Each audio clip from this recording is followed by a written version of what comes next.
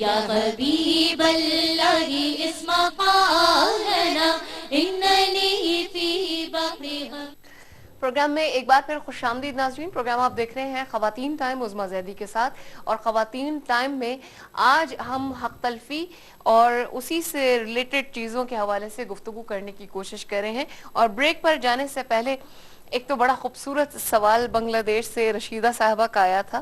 انہوں نے یہ کہا کہ اگر ہم دوسروں کے فرائض جو ہے وہ احسن طریقے سے خوش دلی سے پورا کرتے ہیں تو ایسے لوگوں کو جو ہے وہ معاشرہ سمجھتا ہے یہ بیچارے کمزور ہیں جو شاید اس بات پر پابند ہیں کہ آپ کو تو جی اپنا حق ادا کرنا ہے، اور جو دوسرا اپنے شاید طاقت کے نشے میں جو ہے وہ بدمست ہے تو وہ تلفیاں کرتا گزر جاتا ہے. وہ سمجھتا ہے کہ شاید یہ میرا استحقاق بھی ہے اور مجھے ایسا کرنے کی ضرورت نہیں ہے.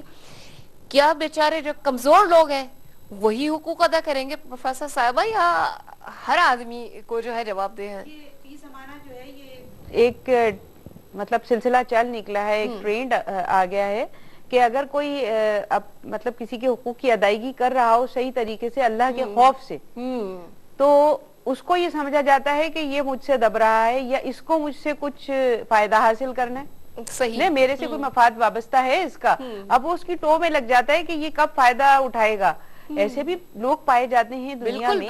ایسا نہیں کہ دنیا ایسے لوگوں سے خالی ہو گئی ہے کہ جو اپنے حقوق کی ادائیگی جو ہے بڑی محنت کے ساتھ کرتے ہیں. ان کے لیے ایک حدیث رسول اکرم صلی اللہ علیہ وسلم کی، آپ کی جناب میں بھی ایسے ہی ایک سوال ایک صحابی تھے انہوں نے اٹھایا کہ میں تو اپنے رشتہ داروں کے حقوق کی ادائیگی کرتا ہوں لیکن وہ اس کا جواب نہیں دیتے اس طریقے سے، تو میں کیا کروں اور اس سلسلے میں کیا حکم ہے؟ تو رسول اکرم صلی اللہ علیہ وسلم نے فرمایا کہ تم حقوق کی ادائیگی کرتے رہو اور وہ جواب نہیں دیتے ہیں تو گویا تم ان کو خاک پھنکاتے ہو، یعنی ان کے منہ میں خاک ڈالتے ہو. یعنی اللہ کے نزدیک وہ اسی طرح ہیں، اللہ اس کے رسول کے نزدیک گویا کسی کے منہ میں خاک ڈال دینا. تو یہ تو اللہ آپ کو اعزاز دے رہا ہے، اس اعزاز کو حاصل کرنا ہے کہ ہم اپنی جب لے کر اپنے اعمال نامے کو پہنچیں گے اللہ کے حضور تو ہم یہ بتا سکیں گے کہ ہم نے اپنا کام پوری طرح سے انجام دیا. میں اگر کلاس روم میں کھڑی ہوتی ہوں پڑھانے کے لیے، میں یہ دیکھوں کہ اسٹوڈنٹ جو ہیں وہ ایسے نہیں رہے پہلے جیسے ادب نہیں کرتے، احترام نہیں کرتے، بات نہیں سن رہے ہیں، تو اس کا مطلب ہے میں پڑھانا چھوڑ دوں گی؟ نہیں، ہرگز نہیں. میں اپنا کام انجام دیتی رہوں گی. جتنی اللہ نے مجھے صلاحیت اور استعداد دی ہے اس کو پورا کا پورا استعمال کرتے ہوئے وہ جانے ان کا کام جانے جو ان کے اوپر فرائض عائد ہیں میرے حوالے سے وہ ادا کریں یا نہ کریں، وہ اللہ تعالیٰ ان سے پوچھنے والا. میں تھوڑی پوچھنے والی ہوں کہ تم میرے حقوق کیوں نہیں ادا کرتے.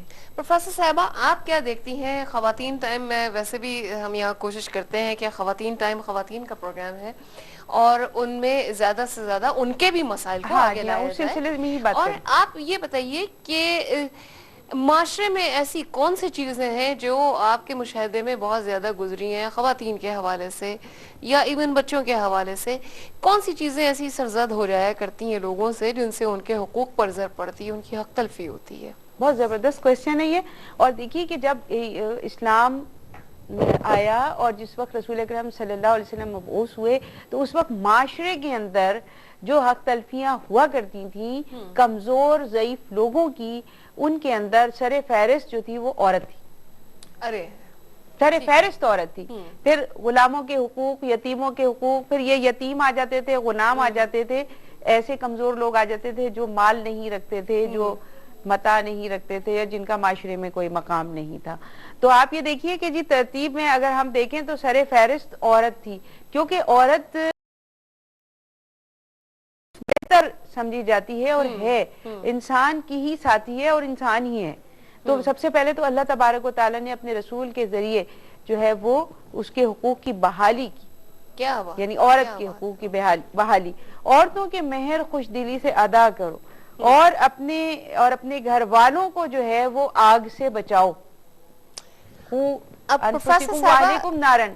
دیکھیں نہیں اس میں کون آ جاتا ہے. اور اس کے علاوہ یہ کہ جی جب حضور صلی اللہ علیہ وسلم نے خطبہ حجۃ الوداع دیا تو اس میں بھی عورتوں کے لیے کس قدر سخت ہدایات ہیں ان کے حوالے سے. پروفیسر صاحبہ میں چاہتی ہوں آپ یہیں پر ذرا رک جائیں اور اس چیز کو ہم اب یہیں سے ذرا سا کھولتے ہیں کہ جو آپ نے ابھی نصف بہتر کی بات کی، اس بیٹر ہاف کی بات کی جو آپ کا شریک زندگی ہے، پہلا حق جو اس کو آپ کے نکاح میں آنے کے بعد جو ہے مہر کا دیا گیا، اس معاشرے میں تو پہلا حق یہیں سے تلف کر لیا جاتا ہے کہ اس کو ہم یہ سمجھتے ہیں کہ یہ حق نہیں ہے، یہ کبھی خدا نہ خواستہ کوئی طلاق واقع ہوئی بالکل تو اس میں نے وقت اسی کا یہ ذکر کارگر ہوگا، بالکل نہیں تو آپ یہ بتائیے کہ یہ پہلا حق جو ہے وہ خاتون یہاں اگر مانگ لے گی تو وہ بدتمیز ہو جائے گی۔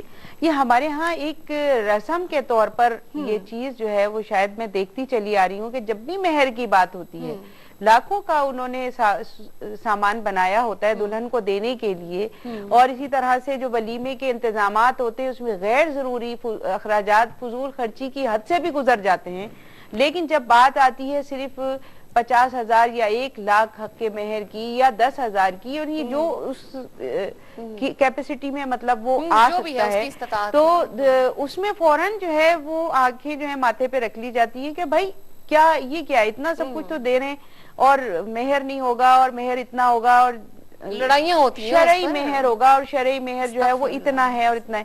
کبھی آپ نے کھنگالا شریعت کو کہ شرعی مہر کیا ہے؟ حضور اکرم صلی اللہ علیہ وسلم نے جو ہے وہ کتنا مہر ادا کیا اپنی یعنی ازواج مطہرات کو، سبحان اللہ۔ تو اس میں دیکھیں صاحبہ یہ بات ہی نہیں کرتا ہے کوئی اس بالکل موضوع کے تفصیلی اوپر۔ طور پر پہلا جاننا حق ہے یہ۔ چاہیں گے، اسی حق سے اسی حوالے سے انشاءاللہ تعالی مزید گفتگو ہو رہی ہے۔ ایک مختصر سے بریک پر ہم جا رہے ہیں لیکن آپ کہیں نہیں جائیں گے، بریک سے آنے کے بعد اس حق کے حوالے سے ہم تفصیلاً گفتگو کریں گے۔